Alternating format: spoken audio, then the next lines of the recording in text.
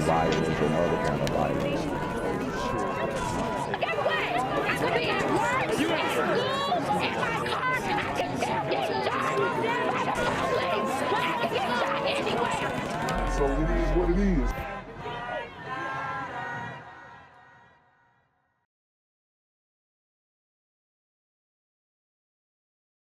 What's good, YouTube? It's the Black Gen Z Mindset. Make sure you go ahead and like, comment, share, subscribe.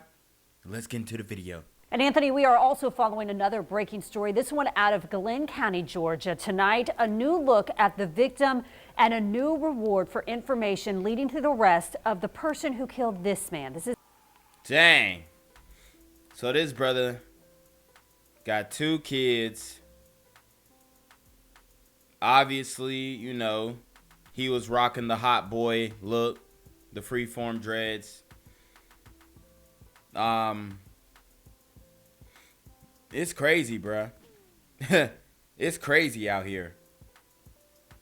And the story of this guy losing his life is even more crazy. This 18-year-old Amandrick Roberts. Roberts was shot and killed in Selden Park in Brunswick the day after Christmas.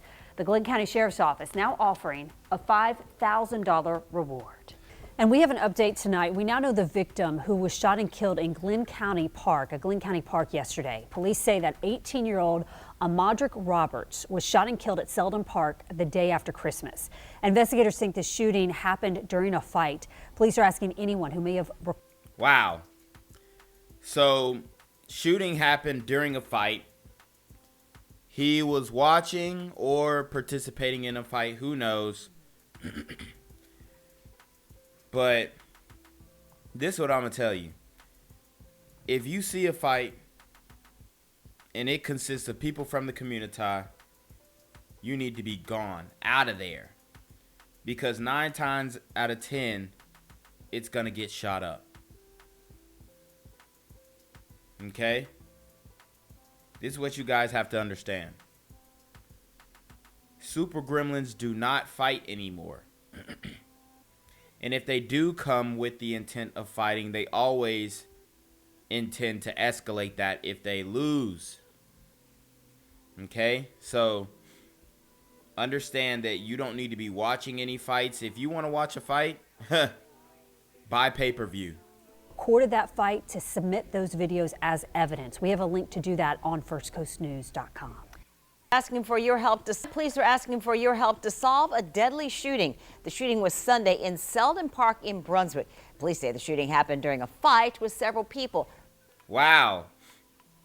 So this is in Brunswick, in the same place where apparently you can't even jog, right? A certain someone was killed jogging down the street. Meanwhile, we've got dead teenagers from a fight, which, let's keep it a buck, there is video footage of that fight. Somebody got it all on camera. And this is the problem with the community.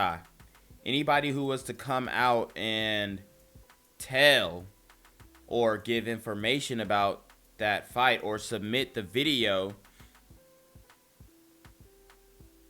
they're a rat, they're admonished, they're kicked out of the group, they're not invited to the cookout.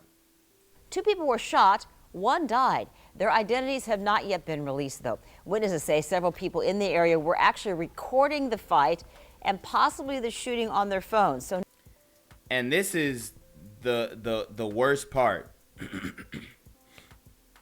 This is the worst part about it. If you get killed in the community, your murder is not going to get solved because these people uphold the street code over justice. So when you hear them talking about no justice, no peace, they don't mean that. Because they don't want real justice. They only want it if the person who killed that super gremlin was white. Right? That's why you got protests over Ahmaud Arbery, because he was killed by glider gremlins. But in this case, we got the brother who was shot in the fight. He was killed by another super gremlin. Nothing. You can't even get these people to submit the video. So we got 2 shootings. People have video of both the shootings. And one, the perpetrators gave up the video to the police. And the other, you can't get anybody to give up that video. It's probably a hood classic. Everybody got it on their phone. Nobody sharing it with the police. Now police are saying that evidence can be submitted anonymously, and they would appreciate your help. If you have video of on your phone of the shooting in Brunswick, just go to our website, firstcoastnews.com, and you're going to see a link right there so you can send the video into police. Right now, a local family is calling for accountability. This justice system is failing them. It's been don't do that. Do not do that. The justice system is failing. This is what y'all implemented. This is what y'all asked for. Especially sisters. Especially sisters. No justice, no peace. Defund the police. This is what y'all asked for. So don't come up now talking about the justice system is failing. We not finna do that. 160 days, nearly 5 months since 59-year-old Darryl Lindsey was hit by a car on the north side, killed, and then left on the side of the road. Action updating you regularly and digging into this case for months. The family believes it was all handled incorrectly. This is Action News Jax at 6. I'm Tanika Hughes. And I'm Ben Becker. Now, here's how it all went down. The driver called 911 in August. Once he got home, telling a dispatcher he believed he hit something.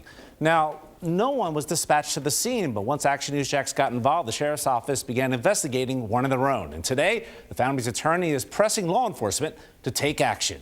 Action News Jax investigator Megan Moriarty has been following this case since day one. And Megan, you were originally told these types of investigations could take 180 days, and both FHP and JSO are nearing that deadline.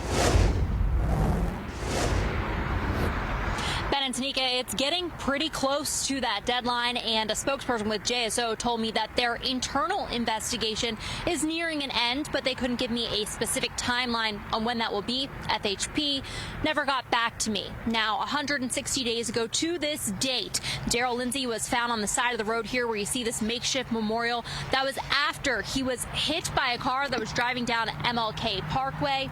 No. MLK got bodies. MLK got bodies, bruh.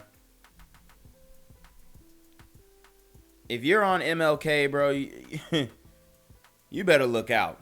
Nobody came out until 12 hours after the fact. Darryl Lindsey was a husband, a father, a grandfather, a man of faith. He was walking home from church at night on August 26 when he was hit by a car that didn't stop. It's been about 5 months. Fast forward to today. A makeshift memorial replaces the spot where investigators found Lindsey's body. 911 calls obtained by Action News Jax reveal the driver did report the crash, but not until he was home. You need a report for your insurance? Is that what you need? Yeah, I guess I can get an insurance report. Okay, what's your last name? That sound like an older super gremlin, I ain't gonna lie. You can hear it in his voice. I don't really need that right now. So you don't want an officer to come see? Okay, well, call us back if you change your mind. The 911 dispatcher also did not send anyone to the scene, despite the driver saying his windshield was cracked and there was blood and hair on his Dodge Challenger. And he in a Challenger. So the super gremlin snitched on himself. Left the scene, didn't stay on the scene. And he didn't even want to give his last name. They didn't send somebody out. That's a mistake on their part, definitely. Maybe on the dispatcher. But they're also short-staffed. They've also been chanted at to be defunded. So that could be a reason why, you know, they're not able to respond to every scene. But it's definitely a tragedy. It's definitely a tragedy, man. After I pressed the sheriff's office for answers, they launched an internal investigation into the handling of their 911 call. That was on September 20th. Florida Highway Patrol says it's investigating the crash to determine if the driver will be charged. But the family feels their calls for justice have gone unanswered. We've heard nothing from FHP at this point. We've heard nothing from the Jacksonville Sheriff's Office. I recently obtained this document from Geico Insurance through the family's attorney, stating the driver did not have coverage at the time of the crash. Florida Highway Patrol told me, quote, insurance information is listed on the... So we have all these traffic, laws that are basically being redacted due to certain city councilmen in other states and other jurisdictions. And this is going to be a nationwide thing. Mark my words. It started off in Philly, I believe, and now it's branching off to other jurisdictions that are led by these liberals or leftists or whatever you want to call them. But anyways, a lot of these super gremlins are not driving with insurance. So when they hit something, they're going to keep it moving. They're going to keep it pushing because they ain't got insurance for that. All right? But this guy must have smacked this dude for real. The report, but they have, quote, no way of verifying the extent of that coverage. The driver did not have insurance at the time of the accident, and that caused a grave hardship for the children. They had to really struggle to properly bury their father. At this point, the family tells me they want someone to be held accountable. You scream until someone hears you, and this family intends to do that at all. How about the driver? Costs. We will scream until someone hears us.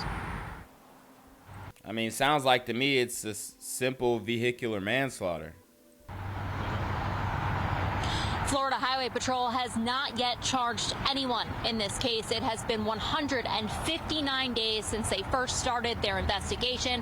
I asked today for an update, and I have not yet heard back. If you want to see the full timeline of this case from start to finish, we have that over on actionnewsshacks.com. For now, we're live on the north side. Megan Moriarty, CBS 47 Fox 30 Action News Shacks. Maybe instead of installing gang violence and other kind of violence.